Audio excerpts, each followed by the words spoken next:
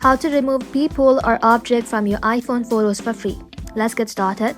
So, if you're using an older iPhone and don't have the cleanup tool, don't worry, this method works on any iPhone or any version and it's completely free. So, to get started, open up your App Store. In the search bar, you can simply search for Google Photos. Once you search for it, you need to go ahead and simply tap onto it and download this app. Once downloaded, head back to your home screen and then open the app. Just like that, you need to go ahead and simply upload and back up the photo you want to edit. Now tap on the photo and then tap on this edit button. Just like that, inside here you will be able to find Magic Eraser. Tap onto it.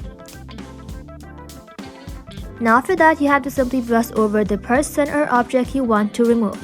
Google Photo will automatically analyze the image and erase the selected area.